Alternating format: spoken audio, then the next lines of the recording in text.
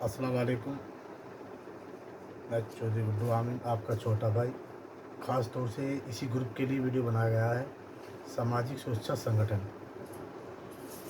मुझे बड़ा दुख और बड़ा विवश होकर ये सब कहना पड़ रहा है, जो मैं कभी कहना नहीं चाहता था।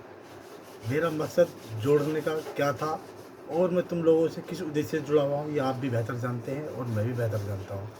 लेकिन शायद हम उस उद्देश्य से हम भटके हुए हैं, जिसके लिए हम एक दूसरे के करीब आना चाहते हैं। मेरा मकसद था कि जो परेशानी हमारे साथ चल रही है, समाज के साथ जो परेशानी चल रही है, असामाजिक तत्वों के खिलाफ एक मजबूती से कानूनी लड़ाई लड़ना। मैं कभी किसी हिंसा का साथी न कल था, न आज था, न कभी रहूँगा।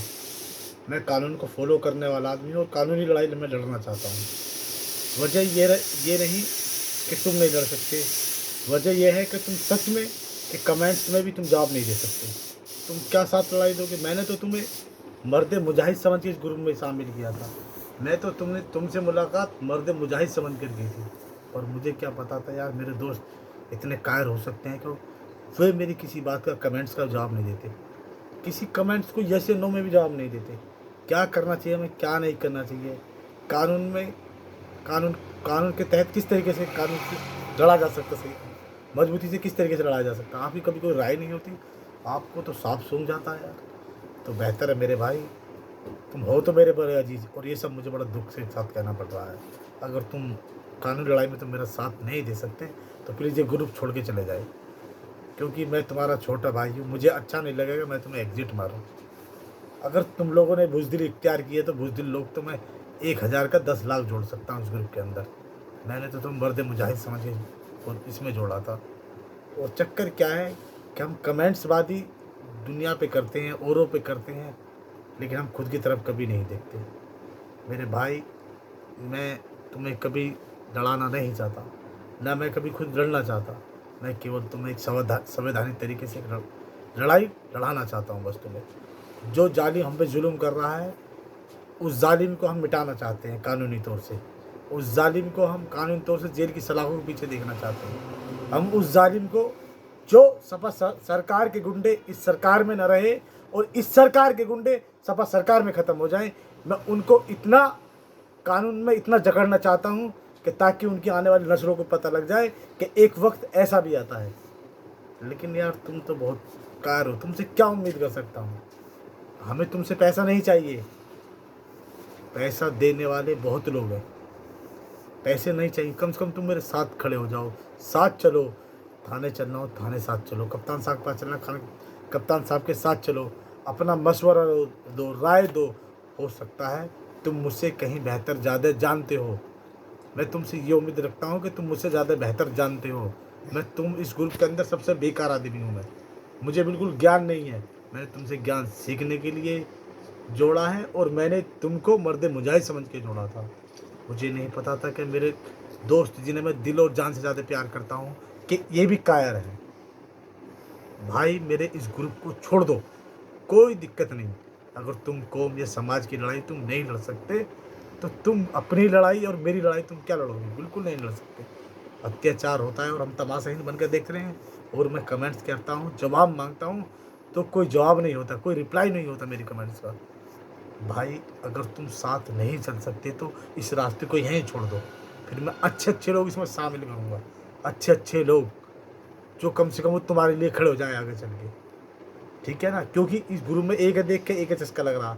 मैसेज पढ़ने के लिए मैंने तुम्हें इसमें शामिल नहीं किया है, मैंने तुमसे तुम्हारी राय लेने के लिए इसे शामिल किया है। मैंने तुम्हें इस ग्रुप में इसलिए जोड़ा है ताकि कोई कानूनी अच्छी सलाह दो। आप जालिम के खिलाफ किस तरीके से लड़ा जाए, कोई अच्छी सलाह देंगे आप।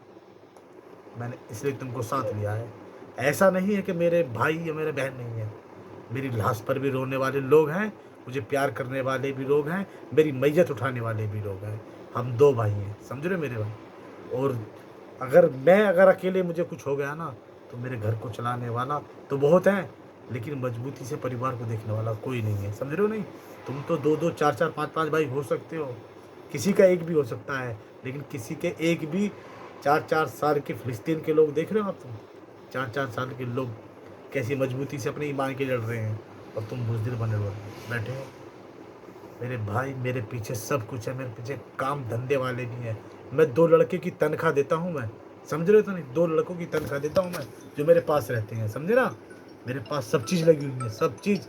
लेकिन मैं इतना फ़िक्रमंद हूँ, मैं हर काम में आग लगा सकता हूँ इस चीज़ के पीछे। लेकिन मैं चाहता हूँ कि हम स्वतंत्र तरीके से जीवें और औरों को भी जीने दें, कानून को फ़ॉलो करें, कानून लड़ाई लड़ें। अब ये लड़ाई अपनी आज़ादी बचाने की लड़ाई है। तुम सोच रहे हो अब आज़ादी बचाने की लड़ाई है। एक बार देश सन 1947 में आज़ाद हुआ है और अब तुम्हें अपनी खुद आज़ादी बचाने की लड़ाई है। तो मेरा तुमसे निवेदन है मेरे भाई, तुम अगर कुछ कर नहीं सकते तो ग्रुप को छोड़कर चले जाए। मैंने तुमसे उम्मीदों के साथ मैंने तुमको रखा है। कोई अच्छे लोग तुम खुद जोड़ोगे, इसीलिए मैंने तुमको साथ रखा है। और मैं तुम लोगों के नज़दीक केवल इसीलिए हूँ, ना तो मैं तुमसे कुछ ले रहा, ना तुम मुझसे कुछ ले रहे। बस मैं एक लड़ाई कानूनी तरीके से, निष्पक्ष तरीके से लड़ना चाहता हूँ, असामाजिक तत्वों के खिलाफ, समझे ना? मैं किसी कौम का विरोधी नहीं हूँ, ये भी समझ लेना आप। क्योंकि जो कट्टर आदमी भी ना हो, इस ग्रुप के अंदर कोई कट्टर आदमी भी नहीं हो। केवल हम समाज के हित से लड़ाई लड़ेंगे और संवैधानिक तरीके से लड़ाई लड़ेंगे और कानून को फॉलो करते हुए लड़ाई लड़ेंगे। प्रोटेस्ट भी करना पड़ा तो प्रोटेस्ट भी करेंगे। लेकिन जिन जालिमों ने आम जनस को परेशान किया है, आम जनस को, उनके खिलाफ कार्रवाई हो। मैं निरंतर प्रयास से, मेरा उन लोगों से मिला जाए या आपके तरीके से तुम मुझे बता दीजिए, मैं उन लोगों से स्वयं मिल लूँगा। वे थाने में कंप्लेंट दे, थाने में नहीं दे सकते तो कप्तान साहब के पास चले। कप्तान साहब के पास हम कामयाबी नहीं मिलती है तो कोर्ट के दरवाजे खुले हैं। ऐसा नहीं है